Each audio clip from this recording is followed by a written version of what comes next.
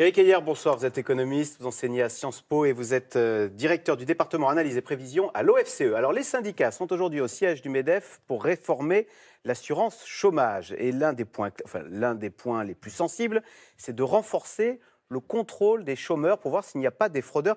Vous avez vu, Éric Heyer, 84% des Français plébiscitent cette idée qu'il faut renforcer le contrôle des chômeurs. Est-ce que le gouvernement a raison de s'atteler à ça ?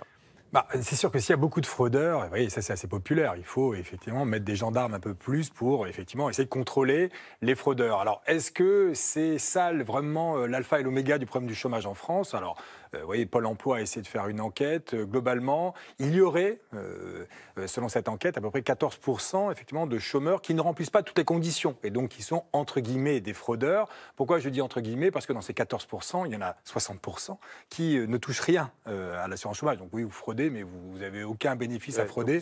Donc vous voyez que ça représenterait donc, du coup que 5% des chômeurs.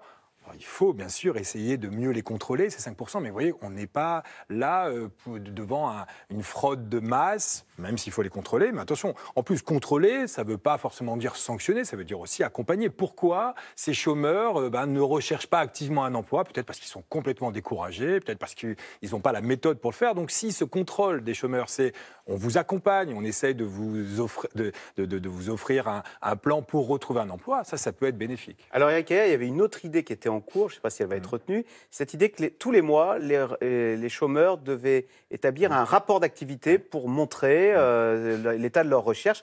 C'est ce qui se pratique au Danemark ou en Grande-Bretagne. Est-ce que c'est une bonne idée ?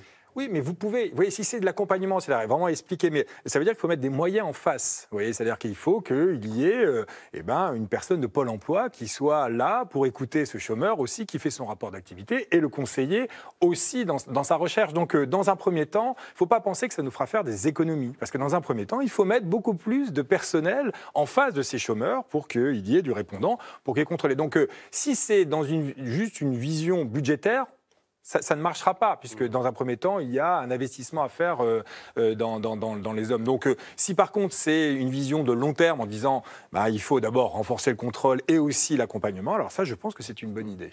Mais il y a toujours ce chiffre qui est paradoxal, ce sont des chiffres de Pôle emploi. Il y a près de 300 000 emplois qui sont non pourvus en France, notamment dans le secteur du commerce et de la restauration. Donc, on n'arrive pas à comprendre, ce ne sont pas des métiers qui demandent beaucoup de formation, de travailler dans la restauration. Pourquoi est-ce que ces emplois ne trouvent-ils pas preneurs ? Alors, en fait, ils trouvent preneurs, mais il y a un très fort taux de rotation. C'est-à-dire qu'il y a des personnes qui prennent ces offres et qui les quittent. Et donc, en gros, dans ces types d'emplois, c'est l'attractivité qui ne marche pas. C'est que c'est des métiers assez durs, relativement mal rémunérés, avec des durées du travail qui sont un peu atypiques. Et donc, le soir, le week-end. Et donc, du coup, on change rapidement. Et donc, peut-être aussi, l'une des solutions serait rendre ces métiers un peu plus attractifs, c'est-à-dire essayer d'aménager un peu mieux la durée du travail, peut-être aussi, si on est complètement libéral, on se dit qu'il suffit d'augmenter les salaires pour attirer un peu plus dans ces offres d'emploi. Donc il y a des choses à faire, me semble-t-il,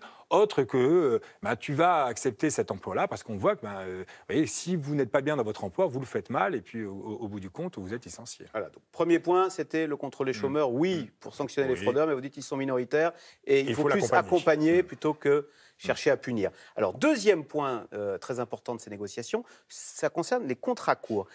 Il paraît qu'il y a une petite combine, un petit accord tacite, bien souvent entre employeurs et employés. Alors, la combine est la suivante. Tu travailles 15 jours, après tu t'inscris au chômage 15 jours, tu peux revenir d'ailleurs travailler gratuitement dans mon entreprise, et après tu retravailles 15 jours, etc. Et au fond, comme ça, il y a la moitié du mois qui est payée par l'Unédic. Est-ce que c'est une combine qui existe, et est-ce que là, il faut faire quelque chose ? Alors, ça existe énormément dans les intermittents du spectacle, ça marche souvent comme cela, et puisqu'aujourd'hui, les contrats sont de plus en plus courts, ça peut ressembler aussi, et donc il y a certains employeurs qui utilisent cette façon de faire. Alors, il y a des moyens de le réguler, mais au-delà de tout cela, on voit bien que ce qui coûte cher à l'assurance chômage, même s'il n'y a pas finalement de combine, de stratégie, vous voyez, aujourd'hui, il y a 25 millions de contrats qui sont signés chaque année. Et sur ces 25 millions de contrats qui sont signés, 70%, c'est des contrats de moins d'un mois. C'est des contrats d'une semaine. Les 3/4 des embauches, aujourd'hui, c'est des contrats de moins d'un mois. Ouais. Des contrats de travail qui sont signés, oui. Et c'est des tout petits contrats. Et qui sont généralement renouvelés. Ouais. Et vous voyez que, entre-temps, vous allez à l'assurance chômage. Donc, c'est ces allers-retours entre l'emploi et l'assurance chômage qui coûtent cher. Ouais. Et donc, on peut dire il faut taxer ce qui coûte cher. Et donc, essayer de faire en sorte que les entreprises n'aient pas tellement intérêt à faire des contrats d'une semaine qu'elles renouvellent, mais plutôt faire des contrats de 3 mois, ça coûtera moins cher à l'assurance chômage. Donc, il y a effectivement cette idée de...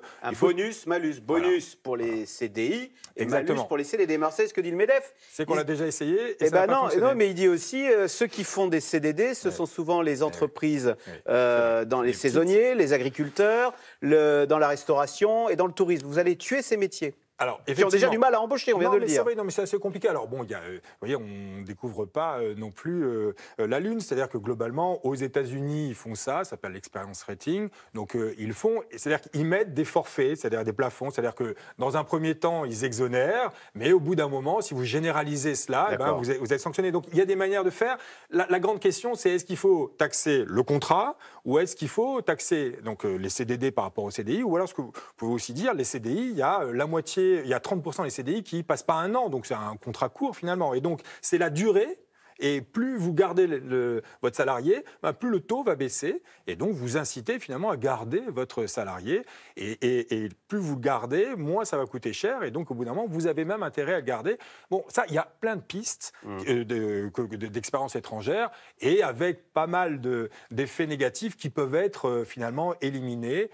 C'est pas si compliqué que ça. Alors, dernier point de ces négociations, c'est permettre aux indépendants de toucher aussi l'assurance chômage. Parce qu'aujourd'hui, si on est boulanger, artisan, commerçant, qu'on n'a plus de boulot, on n'a pas de chômage. C'est ça la situation aujourd'hui. Alors, est-ce que c'est une bonne idée que eux aussi, de leur proposer une assurance chômage? Alors ça, c'est la grande idée du candidat Macron. C'est de dire, je vais flexibiliser le marché du travail et je vais même flexibiliser l'économie pour que la nouvelle économie puisse émerger plus facilement. Mais attention, la nouvelle économie créant des emplois de moins bonne qualité que l'ancienne économie, il faut que je trouve un modèle social qui protège aussi ces nouveaux emplois. Et donc, il pensait plus à l'ubérisation, mais globalement, c'est dire, attention, le travail change, donc il faut changer la protection. Oui, parce qu'on est souvent indépendant et à son compte quand on va dans cette nouvelle économie. Et donc, se dire, notre modèle social, il faut l'adapter, et notamment l'assurance chômage, il faut l'adapter, donc intégrer les indépendants. Et alors là, on a l'impression que pour des raisons budgétaires, le gouvernement change un petit peu et réduit la voilure en disant on va uniquement le mettre sur les auto-entrepreneurs. C'est pas tous les indépendants, mais uniquement les auto-entrepreneurs. Là, je pense que c'est une erreur de raisonnement, c'est-à-dire que oui, l'assurance chômage chez les salariés, elle est déficitaire, mais pourquoi elle n'est pas tellement déficitaire? C'est parce que les CDD qui font des allers-retours, qui coûtent cher, finalement sont plus ou moins financés par des personnes qui ne sont jamais au chômage quasiment, mais qui payent et qui contribuent. Les CDI et les cadres. Et les CDI et les cadres. Et donc, si vous regardez que les cadres, c'est largement excédentaire, et c'est ça qui permet de financer une grande partie du déficit. Et donc, si vous intégrez que les indépendants risqués, les auto-entrepreneurs, alors ça va vous coûter horriblement cher. C'est-à-dire que si vous voulez l'ouvrir à tous les indépendants, si vous voulez le faire aux indépendants, il faut que tout le monde y participe, y compris l'avocat qui a une probabilité quasiment nulle d'être au chômage. Oui, il faudrait que tout le monde y participe pour que le coût budgétaire soit faible. Et donc, sinon, si vous l'intégrez que les indépendants risqués, il faudra que quelqu'un les finance, et c'est quelqu'un... il n'est pas question d'augmenter les cotisations, d'ailleurs. Et donc, le grand risque, c'est qu'on baisse l'indemnisation chômage des chômeurs, du salarié, on joue sur les indemnités. Et là, ça serait dommage aussi. Il nous reste 20 secondes. Est-ce que vous pouvez répondre en oui/non? Est-ce qu'on est condamné au chômage de masse, ou c'est possible, d'ici la fin de ce quinquennat, qu'on revienne à un chômage de 7%, comme ont les autres pays? Alors non, on n'est pas condamné au chômage de masse. La meilleure raison, c'est qu'en 2008, vous voyez, c'est pas la préhistoire, au premier trimestre 2008, juste avant le début de la crise, nous étions à 6,8% de chômage. Donc c'est possible, et pourquoi pas y revenir. Merci beaucoup Éric Heyer, donc économiste, directeur du département analyse et prévision à l'OFCE. Merci. Vous restez avec nous tout de suite. Caroline Roux, c'est dans l'air. La politique d'accueil des migrants est-elle trop sévère? Les associations d'aide dénoncent un durcissement généralisé des procédures. C'est une politique encore plus dure que celle de Nicolas Sarkozy, disent-ils. C'est tout de suite. C'est dans l'air. Caroline Roux.